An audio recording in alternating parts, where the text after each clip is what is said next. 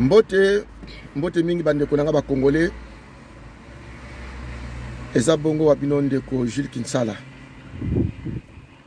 Na ye na sala mwa ba image oyo po nakoka bongo ko alerter to ko sensibiliser ba Congolais, surtout en particulier bande konanga ba Congolais ya Congo central, disons ba Congo ya Congo central. Bande konanga ba Bena Congo comme on vous appelle d'habitude. Namona ki ezalaki très utile na koka koloba moi moke pour na bino bane Congo, si bien que les noms sonnent mal depuis un certain temps. Les noms ne Congo dérangent, mais ça ne dérange pas parce que ça réveille les opinions et n'enkanga na lobaka to poussana bande konanga ba Bena Congo ou les ne Congo, peu importe les concepts, en particulier les originaires du Congo central. Nae a pona koka bongo ko alerte bino na mwa confusion moke oyo biso nyonso ba Congo ya Congo central to koki facilement ko kweya na ba piège. Bande konanga depuis un certain temps tozo mona mwa guerre politique entre Cash na FCC, mais cette fois-ci to komi ba chéri vraiment hein? Moke ba ne Congo bazo koma ba chéri ya régime. Eza la côté Cash, eza la côté ya FCC. Apparemment ba Congo bazo koma ba enfant chéri oyo il faut ba sauver, oyo il faut ba protéger, oyo ba yebi pasi na ye par rapport ya ba Congolais nyonso depuis un certain temps. Yango bande konanga na monaki malam to solo la moke. Toza la bazo bate. Yambona kote na kati na masolo nazo koyebisa bande kutubo wala ngai ndeko na bino Kinsala bande konanga Congo central. Il faut tout ça la part des choses entre prophète Simon Kimbangu, église kimbangiste, na famille kimbangiste. De deux, il faut tout ça la différence entre Abako, président Joseph Kasavubu, na famille Kasavubu. Il faut que ça la prudent na biloko wana nyoso ko dissocier yango poto kweya na motambote. Parce que quand on achète la tête, on peut facilement acheter les pieds. Mais si les pieds et la tête sont séparés, même si on achète les pieds, la tête restera intacte. Yango na ozongela bien, na ndenge bazo chérie ba Congo depuis un certain temps. Tobo sanate bo keseni entre prophète Simon Kimbangu, église kimbangiste, na famille kimbangiste. De la même manière, président Joseph Kasavubu, Abako, na famille, il y a papa Namso Kasavubu. Parce que les jours où on achètera la tête, que les pieds soient sauvés. Les jours où on achètera les pieds, que la tête soit sauvée. Bande konanga bane Congo, depuis un certain temps, na yipsibino bien, éveille moko salami na Congo central, le ko la peine na diaspora ke bane Congo, ba komi ko se démarquer na biloko ebele entre autres, ba s'autoproclamer ba fédéraliste, pe courant d'opinion, opinion wana, ezoko bota ba flair, à telle enseigne, tozo mona ngona Katanga, tozo mona ngona Kivu, oyo kutu bande comme sou baza na cachot na prison, parce qu'ils ont implanté même drapeau. Ils sont allés plus loin que nous. Na idée de fédéralisme, de fédérer combat, de fédérer Pemboka. Et tous ceux qui ont opinion, tous ceux qui ont adeptes, même dans la région Moussoussou, il y a quand même des petites fleurs par-ci par-là qui fleurissent au nom du fédéralisme. Si bien que comme ils foutent déjà, cachot. Vous voyez que na Kivu, bande connaissons pas fédéraliste et belé bazana cachot. De ce qu'on compatit na bango, nous sommes de même opinion que eux, mais nous allons vaincre. Pour esa idée to yenangote, on n'a pas réinventé la roue. La roue a été déjà inventée.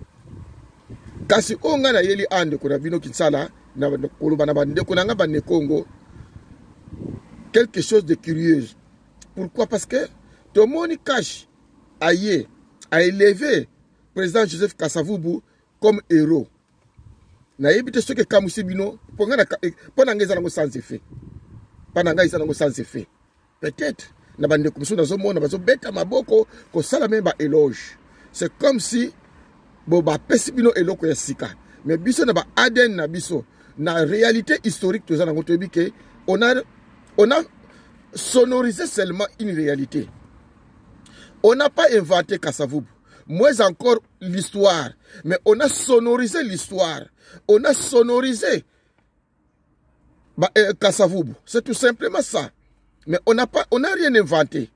Félix n'a rien inventé. Il n'a fait que sonoriser. Dire tout haut ce que les autres disent tout bas. Ou imiter tout simplement Nemoransemi. Et les autres.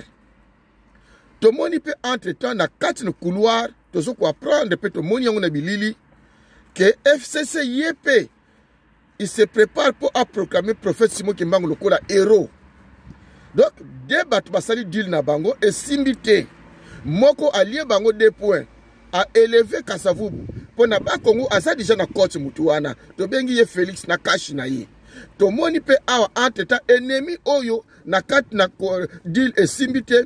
Ba moni ke balie bango 2 points, ba lingi ba récupérer ba égaliser, bango pe, bazo ko préparer ba proclamer prophète Simon Kimbangu lokola héros.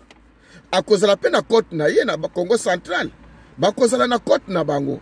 Donc Félix ye a élevé Kasavubu pour a récupérer côte na ye, oyo buzoba ba uti ko sala pona Nemoransemi, ba yebi buzoba ba sali. Cache pas yebi que non Félix a lié biso 2 points na buzoba auto sali na kombo a Nemoransemi ba Congo ba ko sepelate to Félix a lingo lekela biso to yepe poto élevé Mbuta Kimbangu lokola héros national. C'est bien beau. Donc match zo betama bien cash na FCC match penza ezali guerre ya kitoko. Mais sikoyo biso ba ne Congo ya o question ngana ko tuna bino bolobi nini na deal ozo salama na balo ezo betama, c'est une réalité ou une fiction politique à qui ça profite. À vous les Bakongo, parce que ce monde a appelé, Papi Tambo, emboîtez pas. Papi Tambo, un Congo, oyo lelo, azoko jouer, azoko ko pêcher na bilanga Nemoransemi. Papi Tambo abandi ko pêcher na bilanga ya Nemoransemi lelo. Papi Tamba azoko pêcher na kati ya bilanga ya Nemoransemi. Un certain Rosar Malonda oye lelo biso feto bundela parce que ça mu Congo. Donc ozoko mona ke tango occupant aye bande konanga a utiliser bakatange na ba kivusie ba ye na ba Rwandais a utiliser bango. Ba komi na terrain pona ko nuire azui bato bandu na bengi bango bande Congo. A utiliser bato bandu bo yebike na reine oyo wuti ko leka ya Kabila awa bato bandu même ebele bazaki susu ba Congo te so alubi yeza mu Congo te za mutabandundu parce que bazalaki na gâteau na maboko au nom de Palou au nom de Kizenga ba diviser biso boyebi ndenge wuti koleka. Je ne vous apprends rien nazo koloba mpo bino ba ne Congo na Congo central bozala mayele tozala mayele na ba enjeu parce que j'ai comme l'impression que ce après cash après baluba o ba utiliser le kola ba nien ba ko utiliser bino ba Congo sikoyo et vous n'aurez plus à dire parce que boleli pe mingi ba yoki bino injustice na ba Papi Tambo ba emboîter pas ba komi ba Nemoransemi mais injustice o bino bo rétablir o wapi tozo Malonda tozo ngisa na élection Malonda azonga na seni ne yango ba moniki ba Congo bozumi sala yango nde bolimo ke de manifestation ya Papi Tamba yango nde lelo bokondima po ba élever Kasavubu yango nde bokondima po balimba élever Mfumu Kimbangu yango bino ba Congo bokota na jewana bande ko ngai bozala mayele. Vous n'avez aucun intérêt na biloko wana. Ce sont des intérêts personnels et politiques. Ce sont des blocs politiques oyo balingi siko ba utiliser bino parce que basali buzoba na balumumba oyo tu ba gouverner mboka oyo ko banda afdele kota. Ce sont des lumumbistes. Ba Franck Diombo, ba Laurent Désiré Kabila, ba Kabila, Oyo, tout ça, tous ces gens que vous voyez là, ba Palou, ce sont des lumumbistes. Palou wano monaka. Oyo ba gouverner na ba Rwandais. Ba mibengi ba ne Congo. ba exclure biso même na ba jeu politique ba nyokoli biso, il faut qu'on se le dise, ba tabandi ba nyokoli biso na pouvoir oyo, hein, de Théophile Mbemba, de Muzito, de Kizenga et consort na ba tiweri ya ba nemo na ya ba Congo na ba Congo, arrestation ba nemo na ce sont des bandoundi de Palou qui étaient au pouvoir et de Baswahili. Pour na moni Baswahili le lope bazo lela balingi indépendance pour bazo trouver compte na bango te, mais bande ko nanga Baswahili. C'est bien beau, bozo kufa, c'est vrai. Pas ces alliés, c'est vrai. Instabilité outi panabino, c'est vrai. Mais bobo ça n'a que vous êtes majoritaire dans l'armée, majoritaire dans l'administration, majoritaire au Parlement, majoritaire au Sénat, majoritaire partout. Donc, kolela pour les na yilandi de konanga oye masango ya mwasi na États-Unis, kolela na ye, kanda na ye, ndenge balingi basenga indépendance, moi je vous soutiens. Kolela nabino, je vous soutiens. Mais n'oubliez pas une chose, que vous avez partiellement peut-être droit ou raison de vous plaindre. Parce que oyo baye na minduki, bozalaki ebele na kati. Na Assemblée nationale, bandeko kivu bozali ebele. Na armée, bandeko kivu bozali ebele. Na parlement, bandeko kivu bozali ebele. Ndeko moko ya kivu kuta lobi yango na télévision ya Sango Mokonzi. Po o régner na Congo, il faut on dit ma batu ya Est na parti ya Kamere. Comment on appelle ça encore? RCD. Bolanda Sango Mokonzi. Alobi yango, ndeko moko ya kivu alobi yango. Po o régner na Congo, il faut on ndima batu ya Est pe on ndima RCD Goma. Alobi yango na chaîne ya Sango Mokonzi.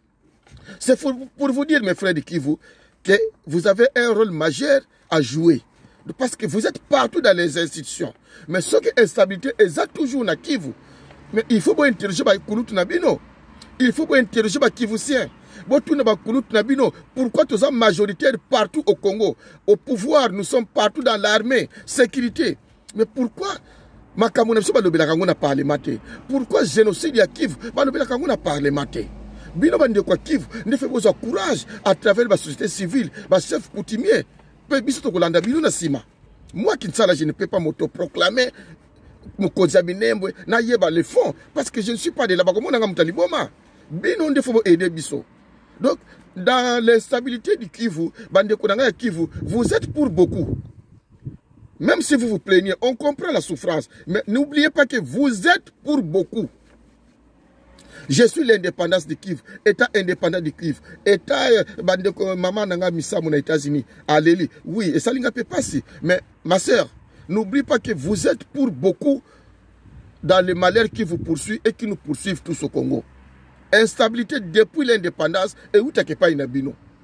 Depuis l'indépendance, instabilité où t'as na Kivu.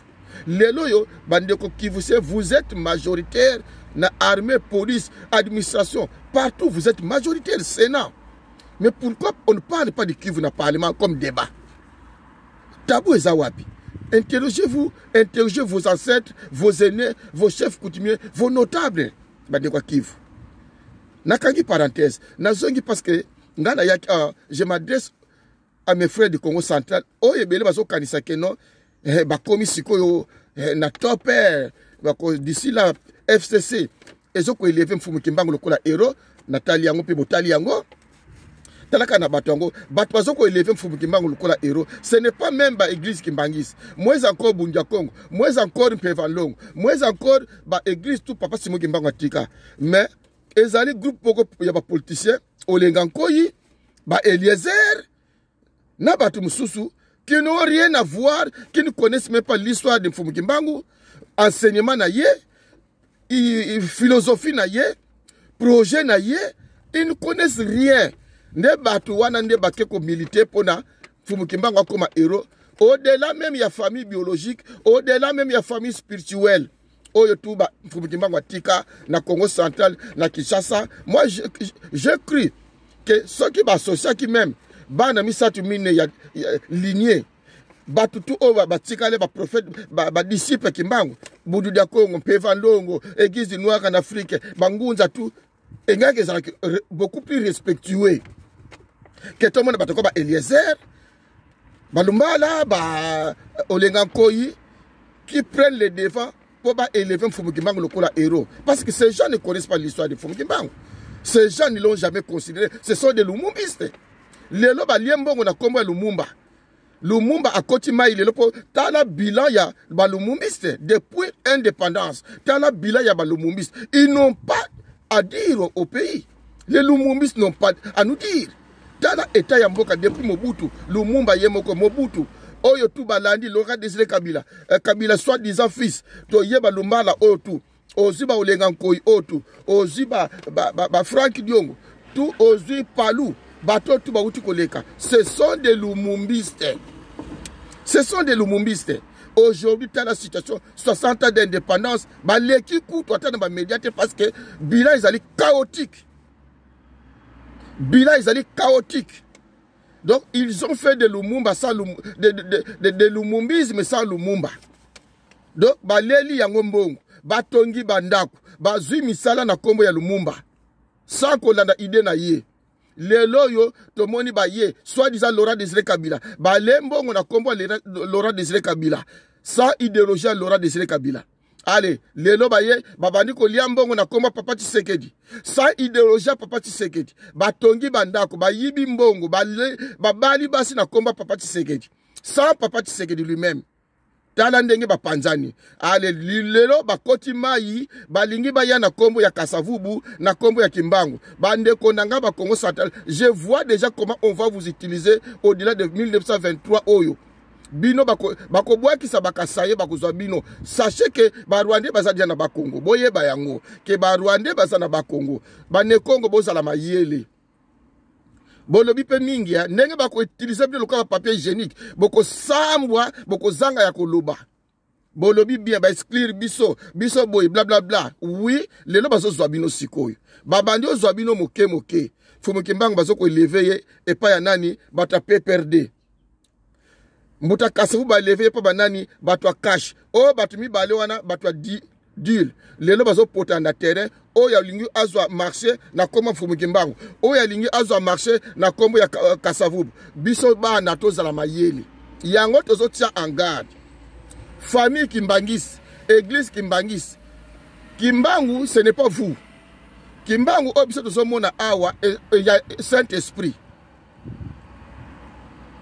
ce n'est pas la famille donc ba utiliser binote na kombo na biso bande kwa église Kimbangu ba utiliser papa na nkamba te po na pasi na biso ba Congo parce que ngonge koki ba utiliser ba Lumumbiste ba utiliser bata Laurent Désiré Kabila ba utiliser je ne sais pas qui encore bata Kizenga bazalaki awa ale lelo ekomi ba Congo kotoyo Mfumu Kasavubu ba élever ye pa ya kaka bat basala ki dil ba tricher ba élection kuna Mfumu Kasavubu ba ko élever PPRD kaka bat tricher ki ba élection ba busali buzoba ba tie mboka na mobulu lelo yo ba lembi ba wewa ba lingi ba se débarrasser na bango na 1923 ceux qui ba ko tia nani to yebite ale ba komi bango tu ba Kimbangiste ceux qui ba bata Kimbangu bata Kasavubu bande konanga ba Kongo bozala mayele bokota na ba oyote tango to bandi oteleme na fédéralisme nde balimba somba bino restons dans l'idéologie du fédéralisme unité dans la diversité pourquoi pas s'il faut plus loin ceux qui bandeko babendani to bendani pe to zana nzela ya bien bakomi ko bazalaka bongo soki ba monike bolamoki balingi ba pia bino lipana ale bino pe tango bokolia bobosani tozali na schéma moko fédéralisme ou toke na indépendance nous sommes dans cette lignée bandeko balamuki no ba région nyonso bozo eza sous solité eza nango ya kobomba te eza sonité eza pe ya kobomba te ba Kivu se bateli pona état indépendant du Kivu bakatange ya bango kutu chombe na bango batika kate donc mais biso tozo ko sala ngo avec circonstances atténuantes c'est-à-dire to kakoli que restons ensemble allons d'abord dans le fédéralisme biso to kakoli mais toza faiblité. On a tous les moyens d'être indépendant et dans 10 jours, vous sentez que non, ces gens commencent à évoluer. Pour preuve, compagnie à l'osso, malgré dans l'occupation, compagnie à l'osso est fondée la Congo Central. Parce que ça, la l'osso pour Binobolia. Aucune région azana exploit wana à part politique au bozu comme mosala nanda kwa nzambi. Pastorat, politique, c'est tout ce que vous avez comme production au Congo. Pastorat et politique. C'est ça votre apport na bino na économie ya mboka, c'est le pastorat et la politique. C'est yango ba apport boyeli biso. Pas la production. Mais nous du moins dans l'occupation nous produisons. Yango ba ndeko ba ndeko. Je m'adresse avec tous les respects na famille ya Mbuta Kasavubu. Ba utiliser binote pour na kusala biso mabe na Congo central. Maman nanga Justine Kasavubu. Osola kitoko oza mwasi mayele sauf que position na yo yeba na kapenza te. Mais ba utiliser yo te na kombo na biso. Soki okokota masolo yo na kombo papa na yo, kota yango en tant que papa na yo. Mais pas en tant que président de la République.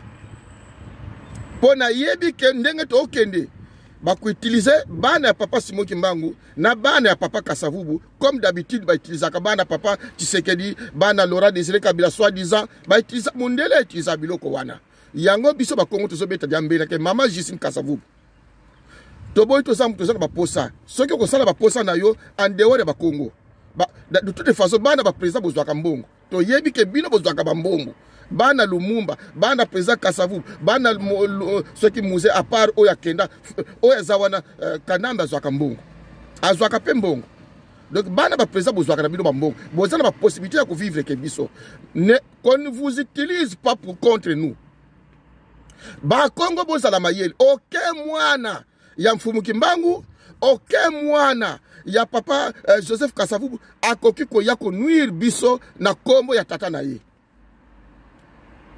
Parce que Royaume Congo batata wana tu bayako kuta yango tozalaka déjà.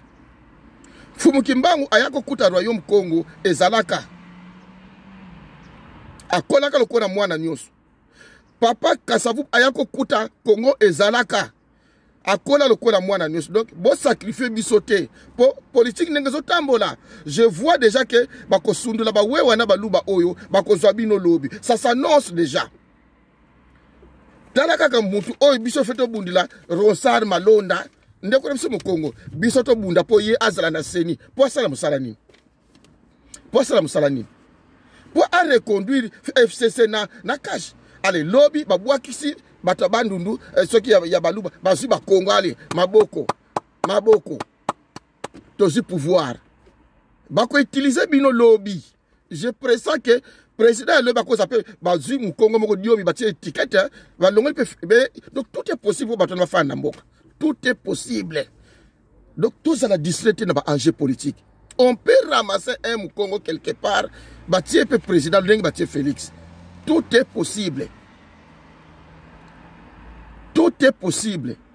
parce que ba jouer na ba province tout ba monique ya Kasai pe sali wese alors on peut changer rapidement et bah s'installer déjà dans le Congo central. Qui vous sait besoin déjà? N'en parlons plus hein, là-bas. Il n'y a rien là-bas. Hein? Kuna ba côté ka bibembe na bango ti ba ko saide mabele kuna. Parce que bango ba vient na bango de bateki mabele. Bateki mabele ça ba Kivu sende bateki Kivu. Ce ne sont pas des Kasaïens, ce ne sont pas des Bakongo, ce sont des Baswahili qui ont vendu la terre là-bas. Parce que bazali na kat na pouvoir. Baza plein na Kinshasa bateki Kivu. Oui, c'est la capitale. Mais vous avez le pouvoir. Les Baswahili sont au pouvoir. Depuis 1996. Alors, ce qui se passe dans Kivu, comment ça se justifie? Qu'on n'en parle pas dans Kinshasa, moins encore au Sénat, moins encore au Parlement, pendant que nos vieux de Kivu sont majoritaires dans l'Assemblée. Comment expliquer ça?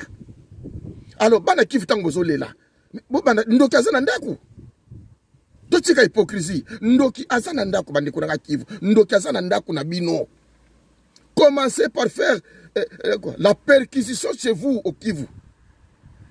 Commencez par faire la perquisition au Kivu.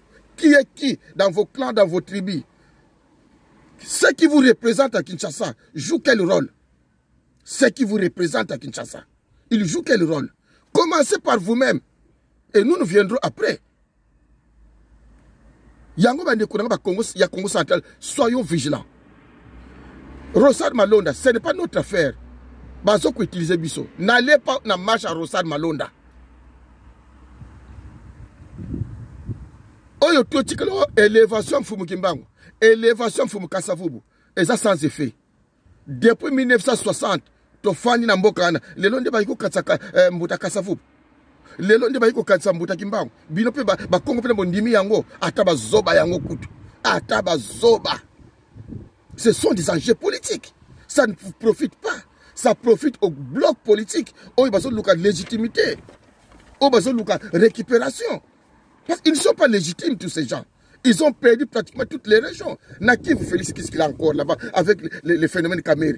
Nakiv, qu'est-ce que Félix a là-bas? Il n'y a rien. Il peut compter qu'ici, les centres. Bandeko Bakongo, pour ne pas utiliser Bino Boye. Boba, vous avez maillé dans vous avez. Faïlou Yewana. Kalate, Faïlou. Ne mwana sebi Yewana, n'a pas situation ça, n'a Faïlou la Lobanine. Rien. Rien n'a mon Faïlou. Rien. Mais lobby, élection Faïlou comme au Congo. Hein?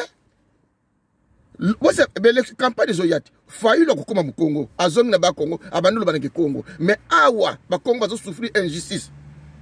Faïlou a eu ça le discours. Awa. Fayoul. A où ça le discours il y a 60 ans d'indépendance. Il n'a même pas niflé un mot dans le massacre là-bas Congo. Il n'a même pas niflé un mot pour donner mon atemi. Ce sont ces gens, ils resteront les mêmes. Et ceux qui ont des coquilles, allez, Tokubakumba Congo. Allez, na combat tribalisme, allez, tu es là, tu n'as qu'un coup. Bolandaka Fayoul, Mukongo, Fayoul, Mukongo. Ce n'est pas ce qui compte, mes frères. C'est la volonté politique qui compte.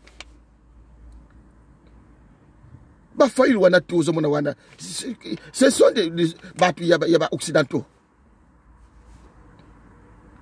Donc, Congo, qu'on ne vous trompe pas. Bande Konanga Gis Kimbangis, qu'on ne vous trompe pas. Et que ça, Kochola, Bazo Cholande Bino. Bayaka Nankamba Kuna Butumoit. C'est pas éléphant Fumugimba. Bayaka Nankamba Butumoit Kuna. Et c'est pas éléphant Fumugimba. Ngungi nini si bango lelo ba elever Fumugimbango yo mutegisi ke maso lingobeta maboko. Ngungi nini? Yo soko bunda yo mutegisi ke maso o bunda ka no il faut ba elever Fumugimbango. Mais non, Fumugimbango spirituellement biso moko bana to bika za leader monene aza héros. Yo mutegisi ke maso yibe ngoteke Fumugimbango za héros, il faut baya mutapepe de ba Eliezer, ba olenga nkoy. Baya ko yebisa yo mwana Kimbango que papa no za leader. C'est comme ça que ça se passe. Et tu es fier de ça. Kebe Eliezer Eliezer oya finga ba Congo oya zoko tshona na mission ba Congo lelo nde Eliezer zo luka légitimité na bande ko mususu ba olenga ko ba koka ko ba électorat na ba Congo parce que ba élection ko ya ba député pe fa voter bangoti. Allez ye batande ngande ba ke ko plaider cause ya koko na yo ba ke ko bondela po koko na yo ba ndima ye héros pendant que yo mwana ozawana olobi ozaleki kuta société. Okolobani indépendance morale na bino zanini tangu ba elever Fumugimbango na ba association ndenge wana PPRD ba Eliezer ba olenga nkoyi lobi yo kolobana Eliezer nini yo po yenda saki koko na yo ba elever Eliezer te dira ça j'étais dans la commission qui a fait que non le Fumugimbango soit élevé Eliezer te le dira yo motigisi ba kolobani Eliezer okolobani pa Eliezer yo. Et aux autres, lelo, non, ceux qui vous te respectent, si vous vous respectez, on a encore le temps. Nous avons, est-ce que nous autres, Makamone Sila, Bangoto Bayaka, il passe par là, Babenga Bangote. L'esprit est là, la puissance est là. Et ça, yo moana. Il y a des gens qui font les vidéos, vraiment ça, je vous plains. Na mona mutegisi ke mbangisa le kana vidéo biso Fumugimbango faut boy lever Fumugimbango oh di mais baso tu la bisoti yote na motema na yo mwana Kimbango yebite ke Fumugimbango za héros il faut ba sonoriser yango tika bango na buzoba na bango tika bango ba tepate pa lokolo bangulu na potopoto bako zonga kaka na potopoto bako baluka kaka ne bazawana papa gonda lobaka yango.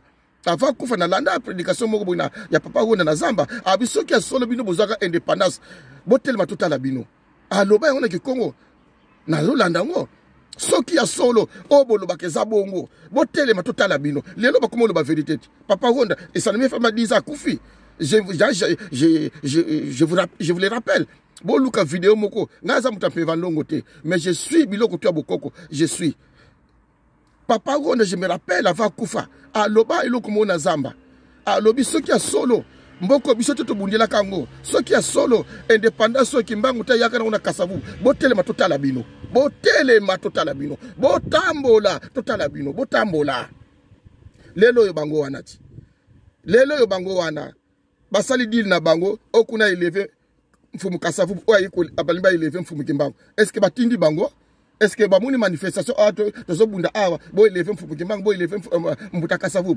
papa gonda lo bakango soki bino bozaka indépendance soki bino nde botakisaka makila pona mboka wana soki mbongo oyo bafuta na tribunal poto za indépendance bino nde bofutaka yango botelema botambola totala bino botelema botambola totala bino Congo yango wana babalabala ezali communauté internationale ezali nyonso ezali botambola lelo bino moko na français balobi ko les falsificateurs d'une signature finissent par se contredire quelque part. Les falsificateurs d'une signature finissent par se contredire quelque part. Tromper, mentir, il en restera toujours une chose. Bokosi, bozubilamba ya kasavu ya kimbang bolati lumumba. Na bandaka nzame musukuti ya bokoko, batia photo lumumba. Net na vuvamu. Na vuvamu kuna ko, batia photo ya lumumba, batia ya kimbangu. Parce que pose à Mosala, il faut dire lumumbisme.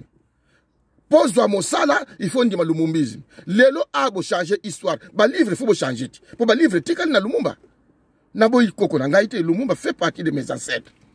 Mais tant que vous avez na kombo na ye, même la alamuki, ako wanga na bino ko zanise ngote. Ye moko le histoire na bi ya Congo, bino moko bana Congo boko koma yango. Mais bino bana Congo bezo kosa histoire. Ça vous profite à quoi? Au kosa histoire politique à mboka. Pose à Mosala, il faut kosa histoire politique à mboka.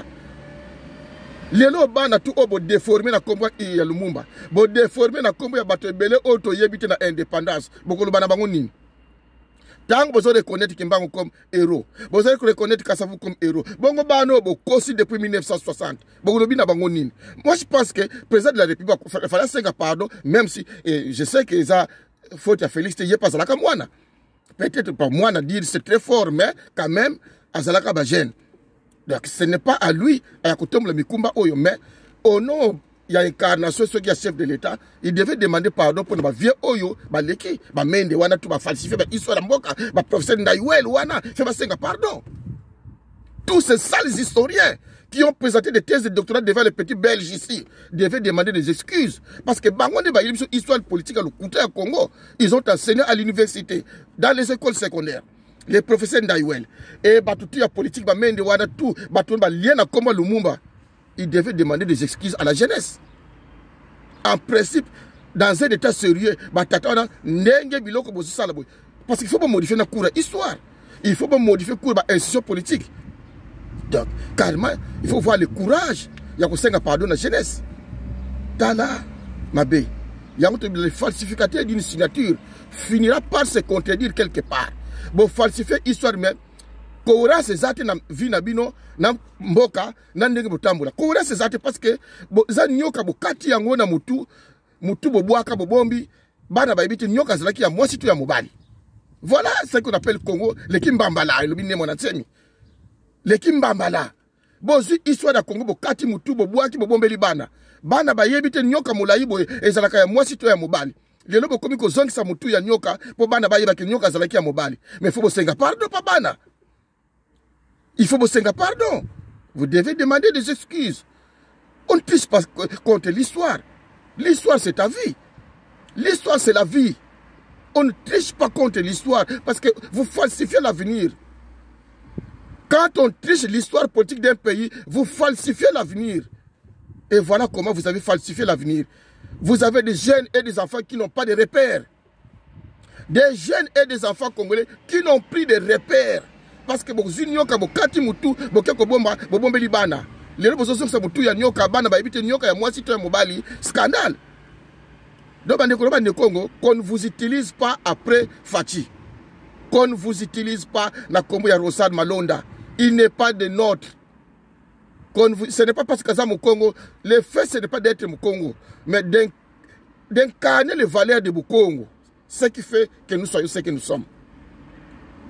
Qu'on incarne nos valeurs, les Bukongo, qu'on soit ce qu'on est, et qu'on soit respecté, même dans les misères, même dans l'injustice, même dans la pauvreté, qu'on soit respecté dans l'injustice, mais qu'on soit respecté. Ce qui est là, c'est qu'on reconnaître le kutana bango, faille, mais c'est dans l'injustice. Nous sommes dans une situation de faiblesse. Nous sommes exclus. Mais to simi mindu kite, qu'on reconnaître, qu'on restituer l'histoire de bango moko. Yango na ipsi no bandeko. Nous les Bakongo, quand dans l'histoire, quand nous engageons un fait, ça n'échoue pas. Donc, combat autotia fédéralisme, ne combat distribution qu'on élève Mukimbangu ou pas, qu'on élève Mutakasavu, ce n'est pas notre affaire. Notre affaire, c'est d'aller tout droit vers le fédéralisme, et si ça bad, on se sépare. Nous sommes des fédéralistes et nous les resterons. Ce n'est pas pour nous séparer de nos frères, mais pour qu'on soit maîtres de nous-mêmes, gérer nos terres.